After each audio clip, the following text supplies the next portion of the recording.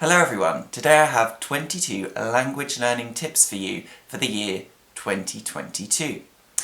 This channel is English with Archie. Thank you very much for coming back, or welcome if you're new to my channel.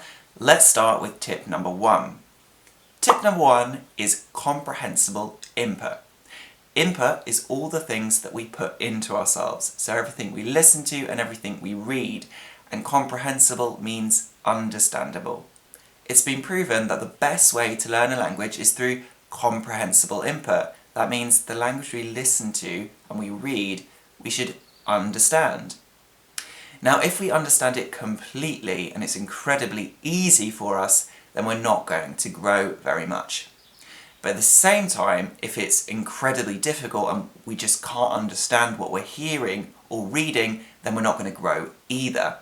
So I recommend to you a kind of suggestion of 60 to 80%. If you feel that your understanding of language falls within that general area, then that's good language that you're listening to.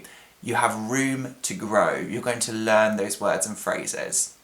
It's not too easy and it's not too difficult. So any content that you choose, you should try and aim to have it in this general area of understanding for you. Tip number 2. Read and listen to content that you enjoy. Now, I know this seems kind of obvious, but a lot of students think that studying a language is studying a language and therefore it shouldn't be enjoyable. But it should be enjoyable. It should be fun. If you're engaged with it and interested in it, then you're going to learn it much better. You're going to learn it much more quickly. If you feel like you're studying, if you feel like you're really pushing yourself to memorize things and just try and learn things through hard work and stress, then it's not going to be very effective. And besides, if you enjoy it, then it won't feel like work and you'll be wanting to do it in your free time. So find content that you're interested in. If you're interested in politics, find content related to politics. It could be newspaper articles, or you could watch political debates. If you like fashion, watch interviews with models or runway shows. You get the idea. Choose stuff that you're interested in. And also remember the previous rule, find stuff that you can understand well, and it's not too easy and not too difficult. Tip number 3 is about speaking.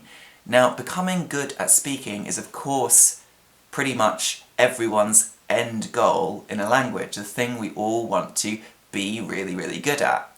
And so lots of students put a lot of pressure on themselves to speak lots and to try and speak perfectly.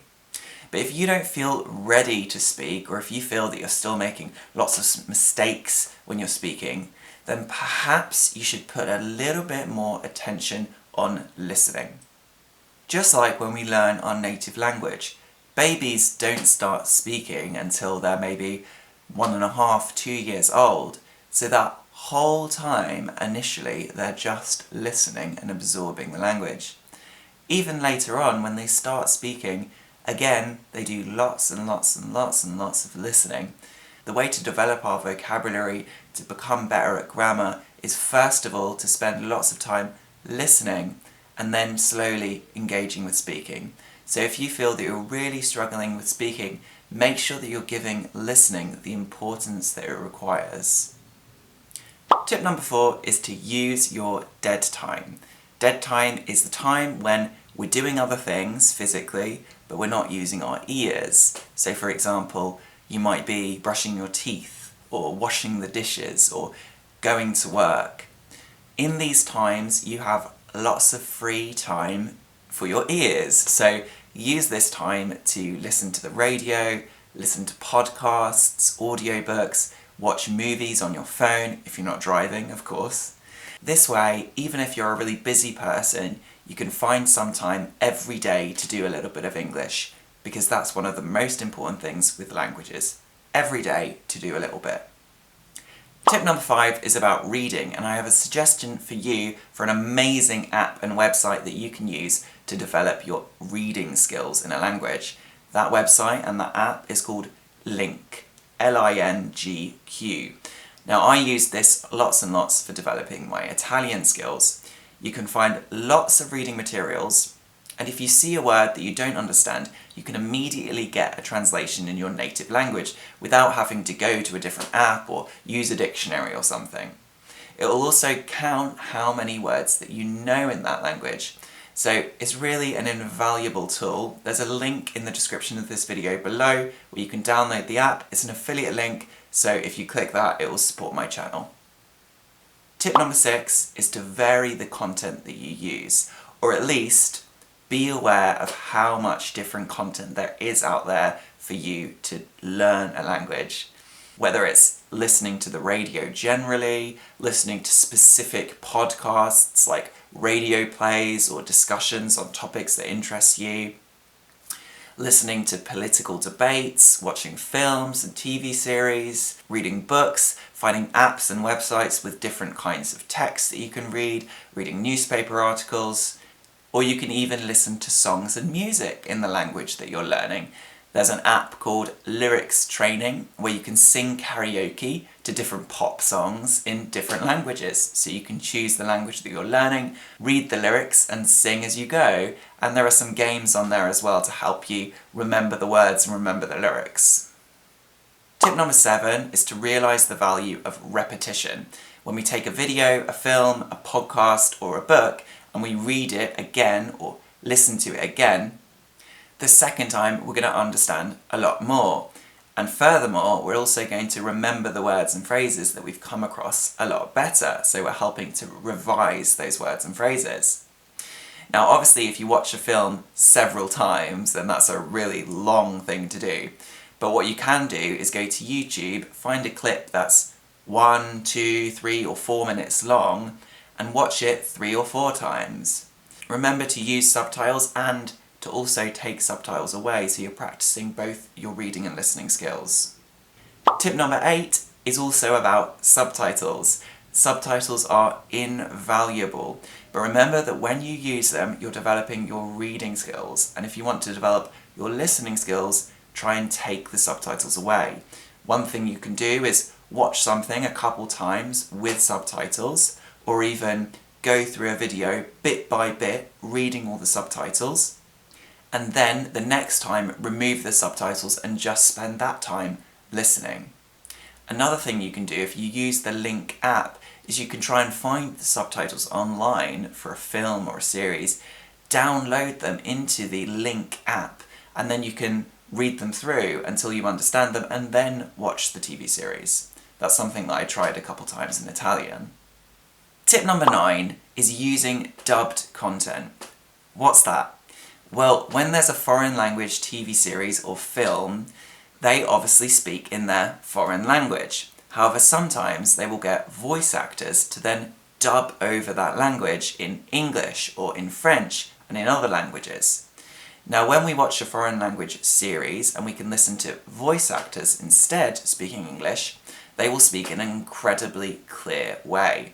When we watch native English speakers speak in a series or film, often they use a lot of slang, they might use informal English, they might also not speak very clearly.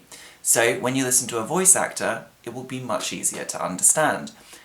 Ideally, we want to come to understand native speakers eventually. However, if you develop your English understanding at this level, later on you can go to just watching native English series and films, and you'll have a better understanding at that point. Tip number 10 is a recommendation of an extension you can get on your internet browser on your computer, and this extension is called Language Reactor. What does it do? It gives you subtitles on your Netflix in both your native language and in English. So if you don't understand something that you can hear, you can see the words in your native language and the words in English at the same time. So immediately you can understand the word and also get used to how this would be phrased in English. There's even a nice feature where you can blur out your native language so you can't see it unless you move your mouse over it. So you're focused on the English, but if you really need some help, you can quickly move over your mouse and then you'll see the word in your native language. Tip number 11 is using Google Images. If we don't understand the meaning of a word, We can obviously look it up in a dictionary, we can look it up on the internet and get a translation and some examples, but another thing we can do is go into Google Images, and then we can see hundreds of images relating to that word. This can give us a really good idea of what that word means. If the word that you've read in English is an object, of course this is incredibly effective because immediately you can see pictures of that object. Sometimes, some other words, it might not be the best method to find out the meaning of them. However, some words, this will give you an immediate translation and an idea in your head of what that word means.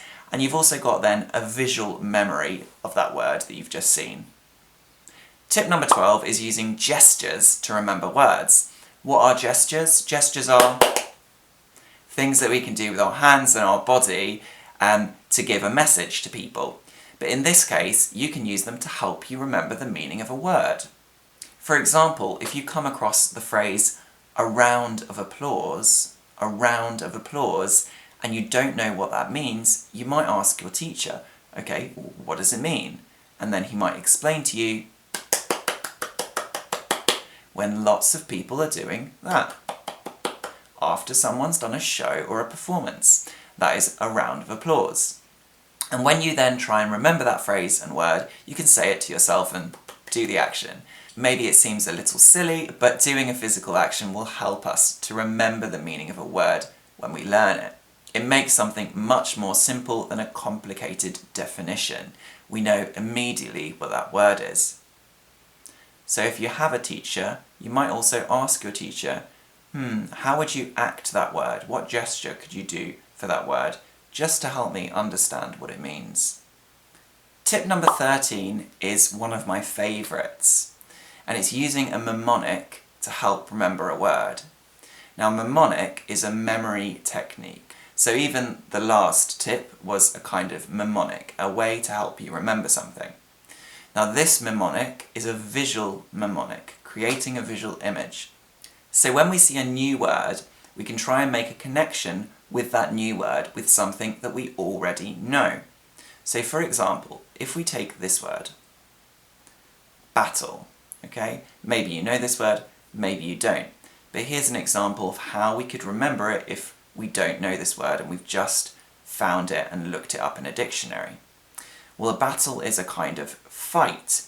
It's usually a fight by two groups of people. So in a war, you might have one side and the other side, and when they come together and fight, we call that a battle.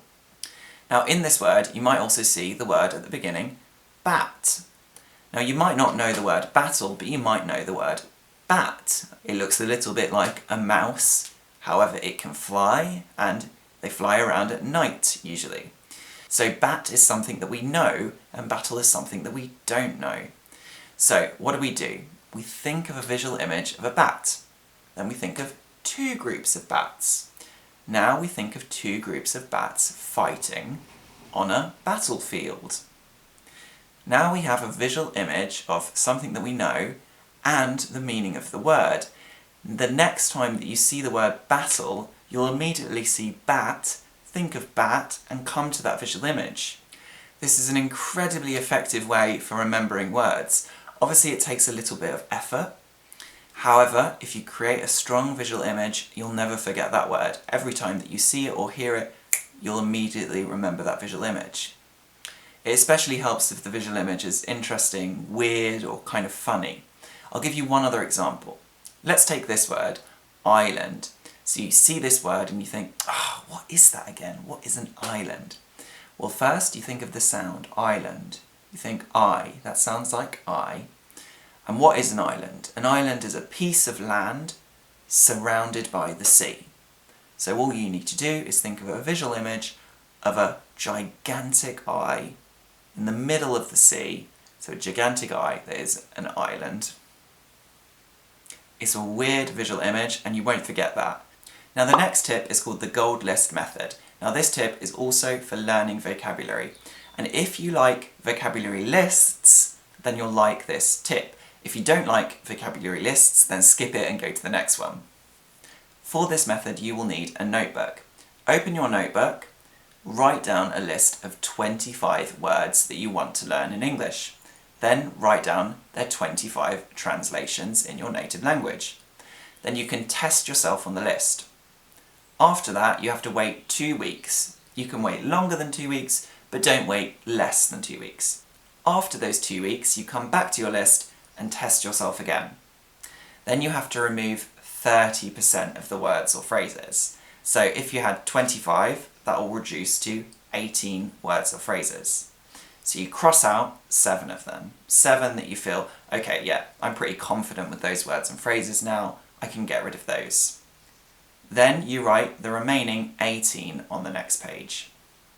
Then close the book, leave it 2 weeks, come back to it again, test yourself on those 18 words, and then remove 30% again. So from 18 we'll reduce it to 12. And then write those 12 again on the next page. And you repeat this process until you come to 0 words and phrases. And this is a really effective process because each time you're just reducing the list a little bit, and every time you're exposing yourself to the words again. I found this really, really effective for improving my Italian vocabulary. Occasionally there was a word that I could just never remember. In those cases, try one of those other techniques that I've already talked about. Tip number 15 is to read words in context. Without context, words are kind of meaningless. So if we take a word and then just try to learn it by looking at a translation, that doesn't work that well.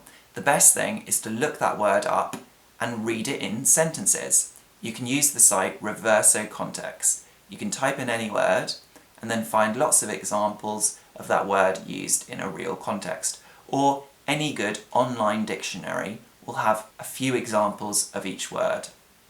Tip number 16 is to use a dictionary in your target language. If you're learning English, use an English dictionary. Why? Because it's very natural that we just look up a word and get a translation in our own language. It feels very quick and satisfying. However, what you then do is you create a process in your brain where when we have to remember a word, we think of the word in our own language and then we translate it. A 2-step process. However, when you start using an English dictionary or a dictionary in your target language, you're creating a 1-step process. You're thinking of the idea and then going straight to the word that you need, which is much, much quicker. Also, you're going to be practicing other words and getting a better idea of what that word means by using an English dictionary. Because a translation isn't always exact, it's just the closest word that you have in your language for that word in the language that you're learning. But if you use an English dictionary or a dictionary in your target language, you're going to have a much better idea of what that word means. Tip number 17 is to reuse words. When you learn new words, it's very easy to translate them, look them up in a dictionary, think, yes, okay, I know that word, and then forget it 5 minutes later. So how do we stop ourselves doing that? We need to see that word lots or start using that word.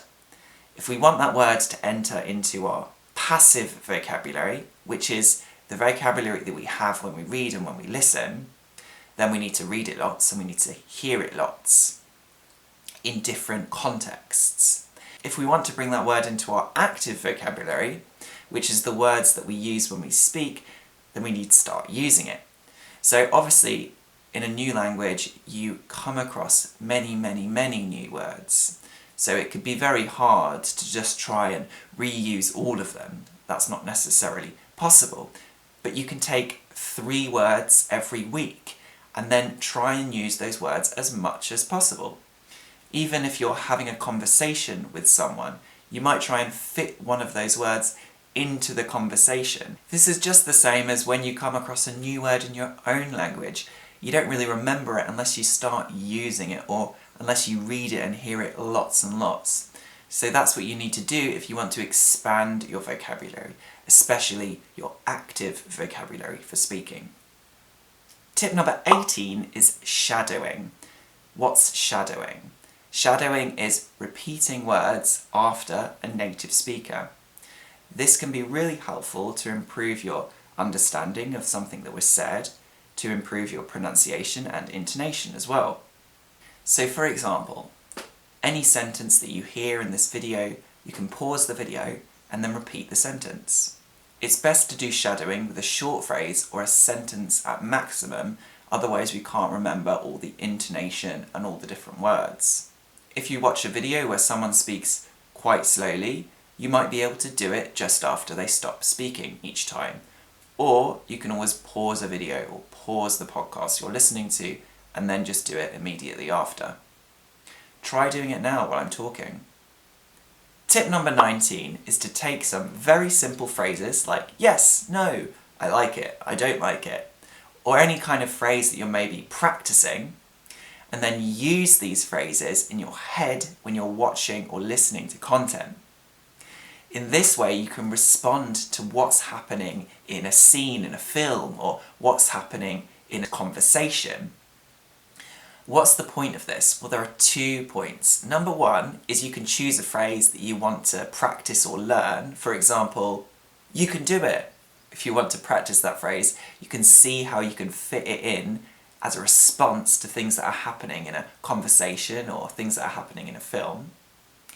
And number 2 is it keeps you engaged. Just by engaging and using responses in your head with something you're watching, you're much more likely to focus on that thing. Otherwise, it's quite easy sometimes for the mind to wander off, especially when we're not understanding. But when you have that feeling of engagement and being ready to engage and being ready to respond to things that are happening that you're seeing or that you're hearing, you're much more likely to concentrate. Tip number 20 is to get a language partner. This gives you more opportunity to speak and listen to English. Now, having a teacher is fantastic, but having a language partner is also fantastic because it means that you're just using English in a normal context. You're just communicating with someone in a very normal way. So this can be really beneficial for your language. There are apps like HelloTalk and Tandem where you can find language partners to speak with, and you can send messages, you can send audio messages, or you can organise to have a Skype call or to meet up in real life even. A suggestion for what you can do when you meet up or when you talk is you can just take children's books that are full of pictures and then describe the books to each other. You can listen to your partner talking in their native language, describing the book. You can ask them questions, they can ask you questions, and this is a really effective way to develop your listening skills and develop your vocabulary as well. Tip number 21 is the fear of making mistakes. Obviously, this is something that everyone feels a bit when we're speaking in another language. But we don't feel this when we speak in our own native language, do we? And we didn't feel like this either when we were small and we were learning the language. This is something that we feel as an adult when we're learning another language. Why is that? Well, we're so focused on trying to use language perfectly and not make mistakes, and we put that before what we actually want to say and our meaning and our purpose of communication. So you should try and focus on what do you actually want to say, what do you want to express to a person. If you make some mistakes, it doesn't really matter if the other person understood you. If we're able to communicate successfully and we're listening lots to English and we're communicating with native speakers, eventually lots of those mistakes that we make will just disappear over time. So focus on the message, focus on what you want to say, focus on the reason that you're using English and not on the idea of speaking perfect English, because that will come with time. Tip number 22 for 2022 is find inner motivation. Now, I know I don't need to tell you this because you're here watching my video, so you're obviously very motivated. You're spending your own time developing your English skills. And I want to congratulate you, that's fantastic, because a lot of students are very focused on the idea of just having lessons in order to get better at English. And obviously doing lessons is very valuable, but we also need to find how we can introduce English in other ways in our life. Whether that's listening to things, watching films, having a language partner, because when English becomes a part of our life and we have that motivation to use it every day, then that's when we're really going to learn to speak English and use English really effectively like a native speaker. So, those were 22 ideas for you, And I want you to try as much as possible to keep all of those ideas in mind. However, it's a lot, so what I suggest to you is to take one or maybe two of the ideas that I've mentioned in this video that you like, and then try and use them for 1 or 2 weeks. After that, come back to this video and try another one of these methods. You can save this video for later and then you'll be able to find it easily. If you have any other ideas of how to learn English or learn a language effectively, write your idea in the comments and I look forward to seeing it and maybe I can use it for my own language learning. Thanks very much for joining me today. I hope you have a wonderful 2022 and I'll see you again soon for my next video. Bye!